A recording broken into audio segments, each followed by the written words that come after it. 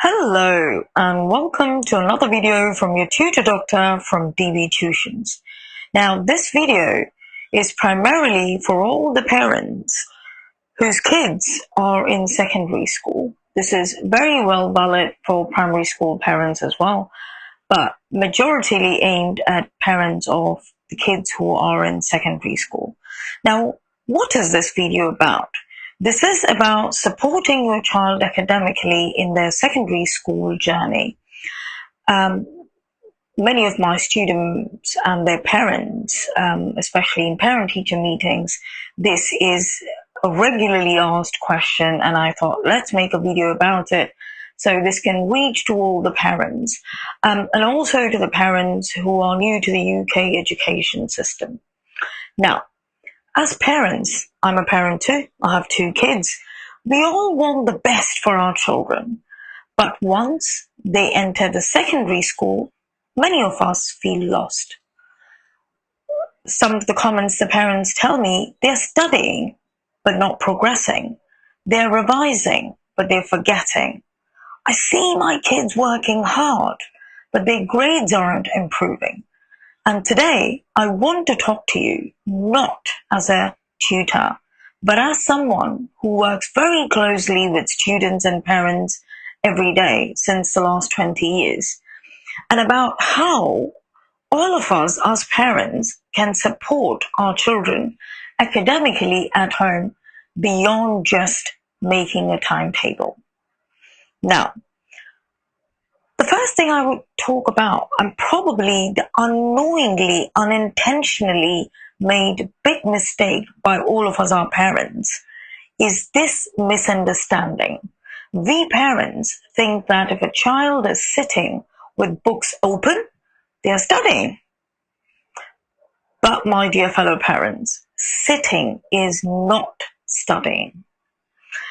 You know, many children do sit for 2 to 3 hours, and I've heard students tell me, oh, I sit 5 to 6 hours together. Our brain is a combination of fat and muscle tissue. The actual focus study time cannot be more than 30 to 45 minutes. The rest of the time, I'm not saying every child is like that, but majority of them are either staring, checking their phone, and they're actually reading the notes or content or flashcards without actually thinking. So the important message here, it's not about how long they sit. It is about how focused they are when they're sitting and studying. Now, another common concern I always hear from the parents in my parent-teacher meetings is, Bonnie, my child can't focus while studying. They sit down, but after 10 minutes, he or she or they get distracted. Now, why does this happen? Teenage brains are not built for focus.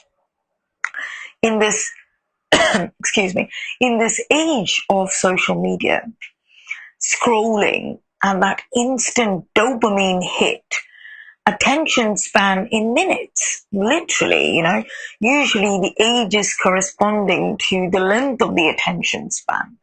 So I'm not saying mobile phone or social media are negative, but they can be negative effects, which is this instant dopamine gratification has reduced our focused stamina. Now, what are the solutions? And these are something we parents can also apply. We are also training, we are also studying, we are also ever learning. Let's have short timed study sessions. Now, these study sessions can be as short as 15 minutes or the maximum of 45 minutes. Now, every study session need to be followed by a break.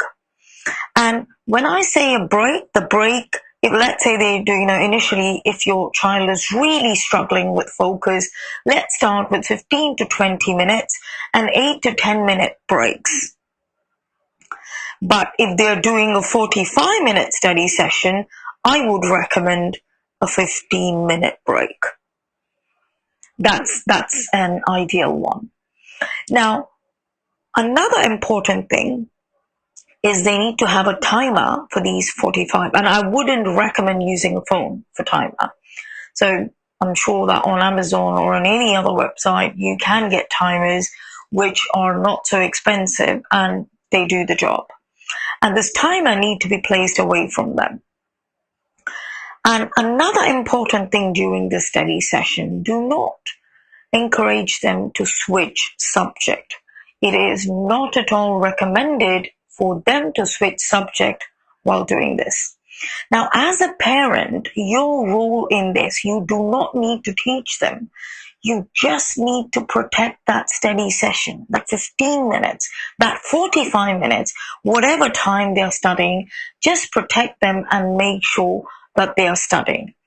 And another quick important tip here, GCSEs or A-levels, if your child is especially preparing for a paper-based exam, this study session has to be paper-based, not laptop, not computer, pen, paper, notes or flashcards, whatever they are studying or practice questions, they need to have that printed out and just sitting with that material. Now, the next concern, my child gets distracted, keeps checking the phone. The phone is always in their hand or by the side. They read a page of notes and then they go back to their phone. Now, many parents might, not agree with me, or, they might say, oh, this is not my kid. But teenagers don't have impulse control yet. They're learning. Imagine us in that age. How were we? We did not have that social media, maybe, but we could not control. We did procrastinate. So we cannot expect focus when a phone is next to them. Now, let's agree some rules beforehand, not during study, because we don't want to have that argument. Now, tell them that this is not a punishment. It is, in a way, protecting them and their study time. And if they want to use a calculator, make them an analog calculator or a digital one, or a dictionary if they want to search up words. Or, let's agree, in my home, I call something as phone parking or an iPad parking, and we agree on the parking times. And the moment that parking restriction is off, they have done their study sessions for the day, the rest of the time is their free time. And they can use their tablet or phone as they want to. This is not a punishment. It is the protection of their brain from getting overstimulated and getting distracted. Now, another concern which some of the parents are facing is, my child hates studying. They don't like it. They just don't enjoy studying.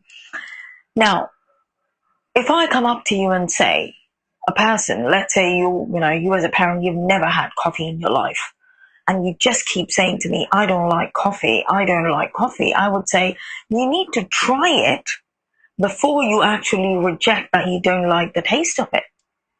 So when you and me were a child, no child liked studying.